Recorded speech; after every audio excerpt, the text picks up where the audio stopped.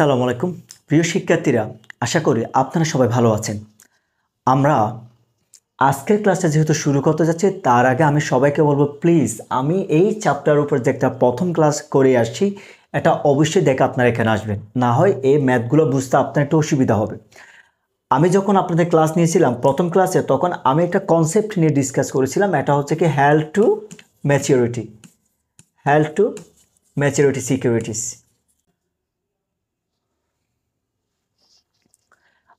আমি যখন আমার প্রিভিয়াস ক্লাস যখন ডিসকাস করেছিলাম, তখন ওখানে হেল্ড টু ম্যাচিউরিটির জিনিসটা কি আমি সেটা নিয়ে আপনাদেরকে ডিসকাস করে দিয়েছিলাম। আজকে আমি আপনাদেরকে এই টাইপস একটা ম্যাথ করাবো। সো প্লিজ যারা আজকে ক্লাসটি করবেন, আপনাদের আগে এই কনসেপ্টগুলো একটু ভালো আইডিয়া থাকতে হবে। যেমন হেল্ড টু ম্যাচিউরিটি জিনিসটা কি আমরা বলেছিলাম, এভাবে যেই সকল সিকিউরিটিসগুলা আপনার একটা নির্দিষ্ট মেয়াদ পর্যন্ত ধরে রাখা সম্ভব, এটাকে আমরা কি বলি, হেল্ড টু ম্যাচিউরিটিস। যেমন এখানে কি বলছি দেখি আমরা, জাওয়াত কোম্পানি পারচেসেস টাকা 5 lakh of 8% bonds of Evergreen Corporation on January 1, 2016, paying টাকা 4,61,390।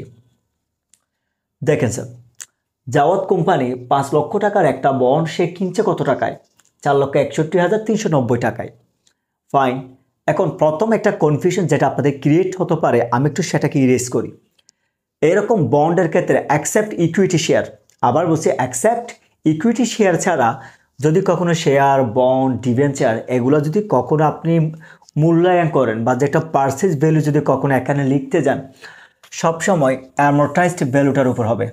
অর্থাৎ ফেস ভ্যালু বা লিখিত মূল্য যেটা আছে কখনো লিখিত মূল্যের উপর হবে না। আপনি একজ্যাক্টলি, এটা তো লিখিত মূল্য, ঠিক আছে, এটা 5 লক্ষ টাকা লিখিত মূল্য, কিন্তু আপনি একজ্যাক্টলি পে করছেন কত? 4,61,390 টাকা। এটা তো আপনার তো ক্যাশ গেছে এই টাকাটা। এর জন্য আমরা সবসময় অ্যামortized প্রাইস যেটা থাকবে এটার উপর লিখব, কখনো ফেস ভ্যালু বা রিটেন ভ্যালু যেটা আছে এটার উপর আমরা টাকাটাকে হিসাব করব না। একটা কনসেপ্ট সবার আগে এটা মাথায় রাখবো। আবার বলছি, আমরা যখন শেয়ার, বন্ড বা ডিবেঞ্চার যখন আমরা এগুলো যখন কোনো কারণে যখন যদি আমরা ভ্যালুয়েশন করতে যাই, সব সময় আমরা অ্যামortized ভ্যালু যেটা আছে এটার উপর লিখব, not based on the face value আর রিটেন ভ্যালু যেটা লেখা আছে এটার উপর আমরা কোনো কিছু করব না। এটার উপর জাস্ট আপনি ইন্টারেস্ট যখন বের করতে যাব তখন আমাদের এটা দরকার আছে, বাকিটা আপাতত দরকার নেই। আচ্ছা, সেটা আমরা তখন গিয়ে দেখাবো। এরপর বলা হচ্ছে দেখেন, দ্য বন্ড ম্যাচিওর January 1, 2006। আরেকটা সেন interest is payable each July 1 and January 1। তার মানে এই বন্ডটা ম্যাচিওর হবে কত তারিখে? দেখেন, কিনছে কত? 2016 সালের 1। অপরদিকে এটা ম্যাচিওর হবে কত তারিখের জন্য? January 1, 2016, and interest is payable each July 1 and January 1। তার মানে প্রতি বছরে এই দুইটা দিন সে আমাকে কি দিবে? ইয়ারলি দুইটা ইন্টারেস্ট দিবে। The investment required an effective interest rate of 10%। আচ্ছা, এটা যখন আমরা করতে যাব, প্রফিট লসের হিসাবটা একটু পরে করি। প্রথমে আমাদের খেয়াল করতে হবে আমার এই বন্ডটা পারচেজ করতে আমার কত টাকা গেছে। আমরা প্রথমে সেটার জন্য একটা কি করব, জার্নাল দিব। আমরা প্রথমে যে বন্ডটা পারচেজ করছি সেটার জন্য কি দেব, জার্নাল দেব। জার্নাল হবে কীরকম দেখেন, হেল্ড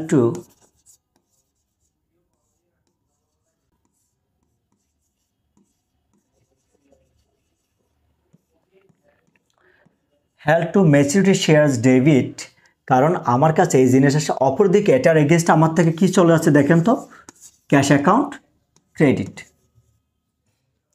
ভালো করে খেয়াল করেন, আমি যখন এভারগ্রিন কর্পোরেশন থেকে আমি যখন এই বন্ডটা যখন কিনে নিয়ে আসছি, আমার কাছে কি আছে, বন্ডটাই তো আসছে না। এটাকে আমরা কি বলি, হেল্ড টু ম্যাচিউরিটি শেয়ারস, যেহেতু একটা নির্দিষ্ট সময় আমাকে মেনশন করা আছে। Held to maturity shares account debit. অপরদিকে এটা পারচেজ করতে গিয়ে আমার থেকে ক্যাশ টাকা কি হয়ে গেছে, চলে গেছে। এখন আপনার বুঝতে হবে, এইরকম যখন আমরা কোনো একটা কিছু ভ্যালুয়েশন করব, আবার একটু রিমাইন্ড দিচ্ছি, আমরা সবসময় টাকাটা লিখবো কোনটা, নট পারচেজ প্রাইস। যে একটা লিখিত মূল্য, যে একটা ফেস ভ্যালু আছে, এটা আমরা কখনো দিব না। আমরা এক্স্যাক্টলি যে অ্যামাউন্টটা পে করছি অথবা যে একটা অ্যামortized প্রাইস যেটা আছে আমরা এটা এখানে নোট ডাউন করব। কত টাকা? ডেবিটে 61,390, এখানে লিখবো কত 4,61,390। যদি এটা হয় এবার আমরা একটা রিজন লিখে দিব। তাহলে আমরা এখানে রিজনটা কি লিখব, to record the purchase of bond কত পার্সেন্ট এভারগ্রিন কর্পোরেশন, আমরা লিখে দিলাম কর্পোরেশন।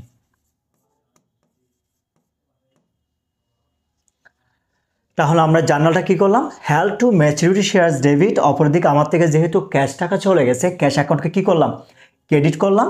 আর এক্সপ্লেনেশন দিয়েছি কি দেখেন, two record the purchase 8% bond of evergreen corporation. তার মানে আমি যে বন্ডটা পারচেজ করলাম তার জন্য অলরেডি আমি জার্নালটা কি করছি, দিয়ে দিছি। এবার তাহলে আমরা একটু হিসাব করে দেখব কি এখানে ইন্টারেস্টের ব্যাপারটা একটু আমরা হিসাব করি।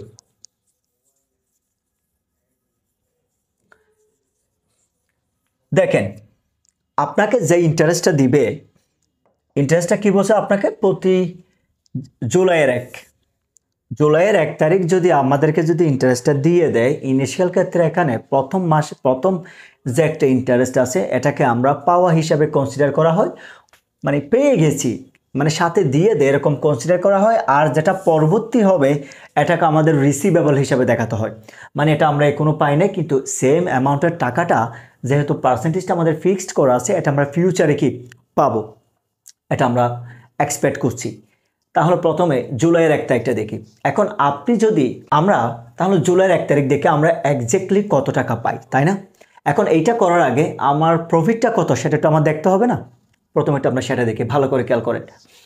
আমার এখানে টোটাল ইনভেস্টমেন্ট আছে, মানে পারচেজ প্রাইসটা কত আছে দেখান তো, 5 লাখ। তাহলে আমরা প্রথমে কি বের করবো, টোটাল প্রফিটটা একটু বের করি। প্রফিটটাকে আমরা বের করবো, দেখেন আমি জাস্ট এখানে একটা ক্যালকুলেশনের জন্য একটা পাশে লিখে রাখতেছি। আমি যদি বলি টোটাল রেভিনিউ কত টাকা দেখেন তো, এখানে আমার কত টাকা আছে, 4,61,390। ঠিক আছে, 4,61,390 কত percent, the investor required an effective interest rate of 10%। ভালো করে খেয়াল করেন, ইনভেস্টর এই যে ধরেন এখানে জাওয়াত কোম্পানি মানে মনে মনে ধারণা করেন এই জাওয়াত কোম্পানি মানে এটাই আমি, এটা বুঝার এরকম ম্যাথগুলো সহজ উপায় হচ্ছে কীরকম, যার ম্যাথটি বা যেটা করবেন ওটাকে আপনি নিজে ভাবেন আপনার নিজের কাছে কত টাকা আসে আর আপনার নিজ থেকে কত টাকা দিতে হয়।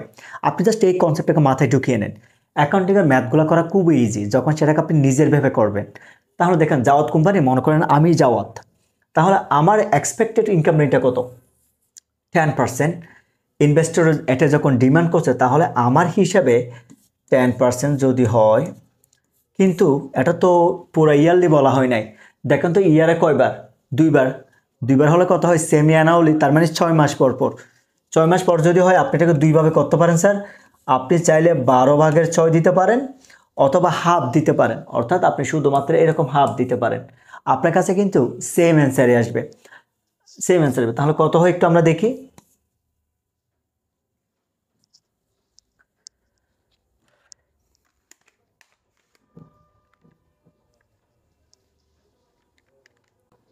খেয়াল করে দেখি আমরা, যেহেতু আমি আবার বলছি এটা আপনি চাইলে হাফ দিতে পারেন অথবা 6 মাস যেহেতু পর আমরা কি করি যত মাসের হিসাব করে এটাকে উপরে দিই, টোটাল 1 বছর সমান 12 মাস। আপনি 12টাকে কোথায় দিচ্ছেন, নিচে দিচ্ছেন, এটাই তো। তাহলে আমাদের অ্যামাউন্ট যেটা হয় ওটা হচ্ছে আপনার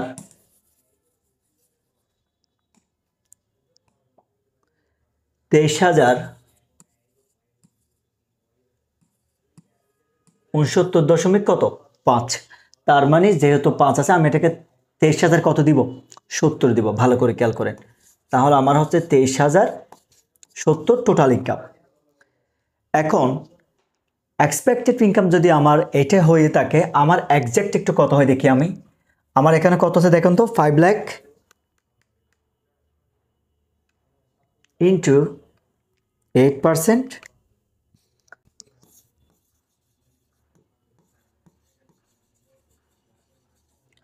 সেমি অ্যানুয়াল ক্যাশ রিসিপ্ট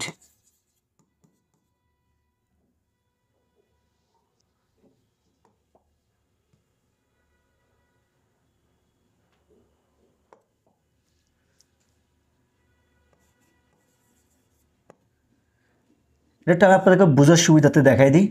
ধরো 5 লক্ষ টাকা, তো কত পার্সেন্ট ওরা? 8%।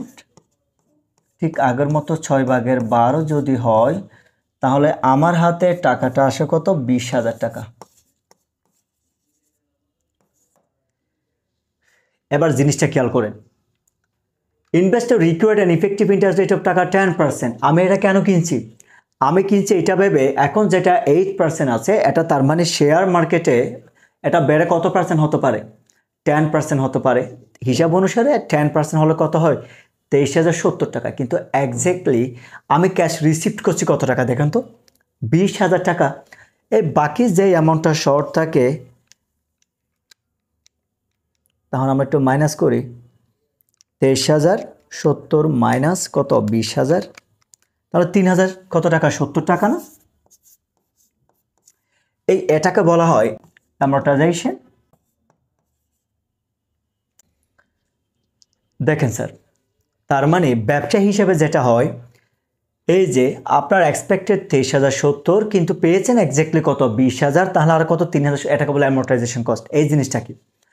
দেখেন স্যার, আমরা আপনাদের ডেপ্রিসিয়েশনে ভালো একটা আইডিয়াস আশা করি। কারণ কেন? আমরা যে অ্যাসেটগুলোকে হিসাব করি, অ্যাসেট হচ্ছে বেসিক্যালি 2 টাইপস। কি? একটা কারেন্ট আর একটা কি? ফিক্সড। এখন ফিক্সড অ্যাসেটকে আবার 2 ভাগে ভাগ করা হয়েছে। একটা হচ্ছে ট্যানজিবল আর একটা হচ্ছে কি? ইনট্যানজিবল। ট্যানজিবল কোনগুলা?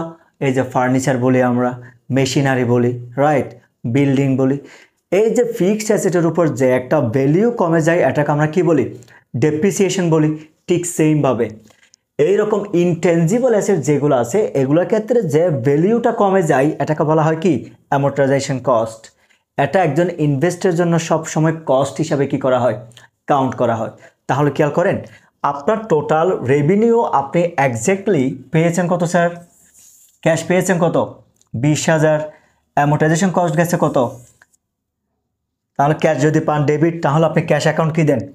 ভালো করে খেয়াল করেন, আমরা যে অ্যামাউন্টটা পাই ক্যাশ অ্যাকাউন্টকে আমরা কি করব? ডেবিট। আমি যদি প্রফিটের টাকা যদি পেয়ে যাই, আশা করছি এতটুকু পাবো। এখন শেয়ার মার্কেটের মধ্যে আপনার interest rate ups and down করে, যার ফলে মানি ভ্যালুটা কি করে? ওঠানামা করে থাকে। এখন আপনার এক্সপেক্টেড রেট থেকে যে একটা রেট কমে গেছে, এটাকে আমরা এখানে বলতেছি কি? অ্যামortization কস্ট।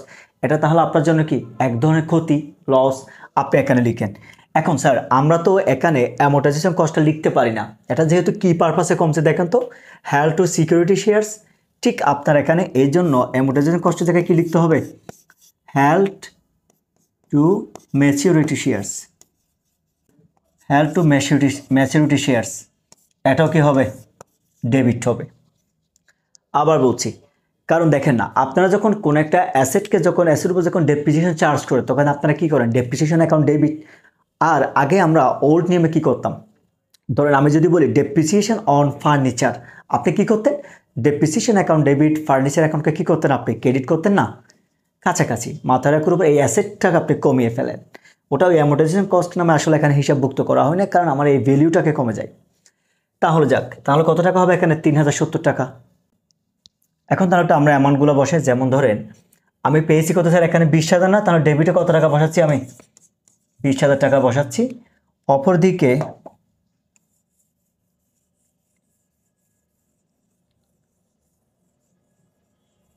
বিশা তো বসিয়ে দিলাম আমি। দেখেন তো স্যার, আমার অ্যামortization কস্ট কত আসছে? 3,070। আর আমার ইন্টারেস্ট রেভিনিউ,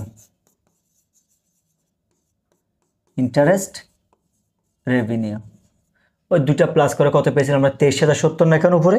এটাকে আমরা লিখে দেব। আমরা ক্রেডিট পয়সা তাহলে এখানে গিয়ে লিখবো কত?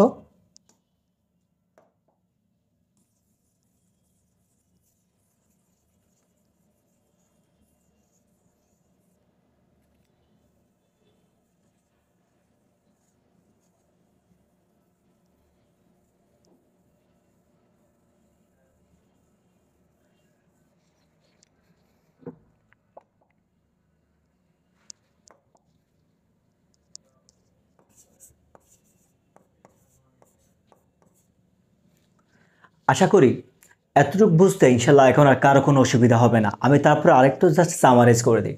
আপনি এক্স্যাক্টলি পেয়েছেন কত? 20,000। আর যে ভ্যালুটা কমে গেছে এটা আপনার জন্য লস, তাহলে আপনার ইন্টারেস্ট রেভিনিউ হয়ে গেছে কত? 23,070 টাকা। এখন আমরা জাস্ট একটা রিজন হিসেবে লিখে দিতে পারি, এখানে কি দিতে পারি? Two record interest revenue of কত তারিখটা করছি আমরা? জুলাই 1।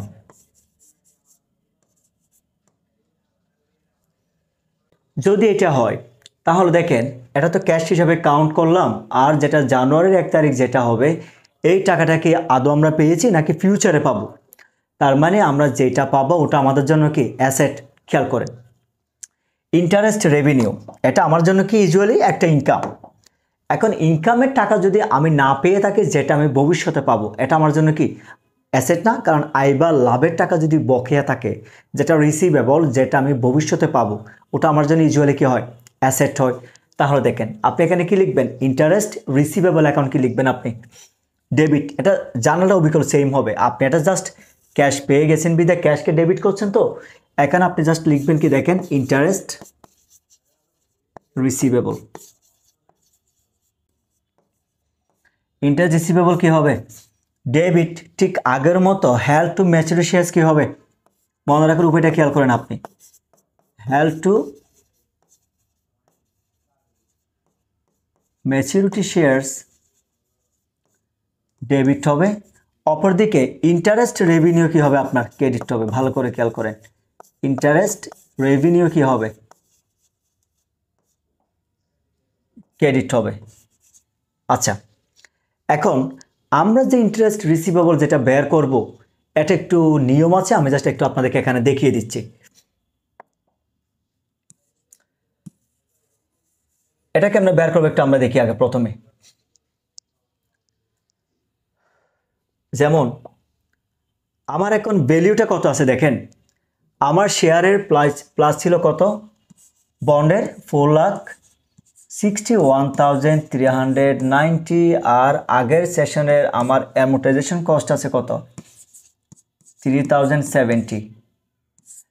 দুইটা প্লাস করে কত হয় দেখেন, কারণ এটা আগের অ্যামোর্টাইজেশন কস্টটাই, মানে 6 মাস আগে যেটা হয়েছে সেটা। 4,61,390 প্লাস 3,070 টাকা, তাহলে কত হয় এখানে? 4,65,460 টাকা। আচ্ছা, এখন এটার উপরে ঠিক আমরা আগের ফাংশনে যদি একটু অ্যাকচুয়ালি কত পাই সেটা একটু বের করি। কেমনে কি দেখেন, কত পার্সেন্ট আমরা এটার উপর চার্জ করেছিলাম? 10%। আর অ্যাজ ইউজুয়াল 6 ভাগের কত? 12। তাহলে 4,65,460 গুণ কত পার্সেন্ট হবে? 10% ইন্টু 6/12। এখন আপনার এক্সপেক্টেড যেটা আছে এটা হচ্ছে কত? নিয়ম অনুসারে 23,223 এই টাকাটা। কিন্তু আমার লিখিত প্রাইস কত? ওই আগের রেটটাই হবে, 20,000 যেটা আপনি এখানে দেখছেন এটা সবসময় একই হবে। কারণ কেন? আমার এই প্রাইসটা তোদের লিখিত মূল্য, ওরা তো কখনো এর বাইরে যাবে না। এই জন্য আমার ধরেন 5 লক্ষের কত পার্সেন্ট হয়? 8% যদি হয়, 5 লাখ ইন্টু 8% ইন্টু 6/12, 20,000। এখানে আছে কত আপনার? তাহলে এটা হচ্ছে না 20,000 মাইনাস ক্যাশ, এটা মাইনাস দিতে হবে আমার। আমি এটা আপনাকে একটু বোঝার জন্য দিচ্ছি। এই যে ক্যাশ যেটা আছে এটা আপনার এইভাবে বের করছি আমরা। 5 লাখের উপরে কত পার্সেন্ট আছে বলেন? 8%। আর এখানে 6 ভাগের কত? 12। আর অ্যামোর্টাইজেশন কস্ট যেটা আমরা এখানে বের করেছিলাম, এটা মূলত এই যে একটা এক্সপেক্টেড যেটা 23,070 পেয়েছি আমরা ইন্টারেস্ট রেভিনিউ, এটার উপর ভিত্তি করে। এটা কেমনে পেয়েছি একটু আমরা দেখাই। যেমন ধরেন 4 লক্ষ কত হয়? 61,390 গুণ 10% গুণ 6 ভাগের কত? 12। এইভাবে আমরা বের করছি, তাই না? ঠিক আমরা এখানেও দেখেন ইন্টারেস্ট রিসিভেবল যেটা আছে এটাও আমরা ঠিক এইভাবে বের করব। তাহলে কত হয় দেখে আগে রিসিভেবল অ্যামাউন্টটা আমাদের। রিসিভেবল মানে অ্যাজ ইউজুয়াল ফিক্সড অ্যামাউন্ট, এখানে যেটা আমরা 20,000 টাকা পেয়েছি, এখানেও আমরা কত টাকা পেয়েছি দেখেন তো, এক্সাক্ট প্রাইসে 20,000, আপনি এটা বসায় দেন 20,000 টাকা। কিন্তু আগের বার যে একটা অ্যামোর্টাইজেশন কস্ট আছে 3,070 টাকা, এবার সেই জায়গায় আমাদের কত আছে সেটা একটু বের করতে হবে। কেমনে বের করবো দেখেন, আমরা এখানে 23,000 কত আছে, 223 না? তাহলে 23,223 থেকে আমরা যদি 20,000 টাকা যদি মাইনাস করি তাহলে কত টাকা, 3,223 টাকা। ঠিক এখানে হেল্ড টু ম্যাচুরিটি শেয়ার যেটা আছে, এখানে আমরা লিখবো কত, 3,223 টাকা। এবার আমরা যদি এটাকে আউটারে নিয়ে যাই, ইন্টারেস্ট রেভিনিউ টোটাল অ্যামাউন্ট হচ্ছে কত,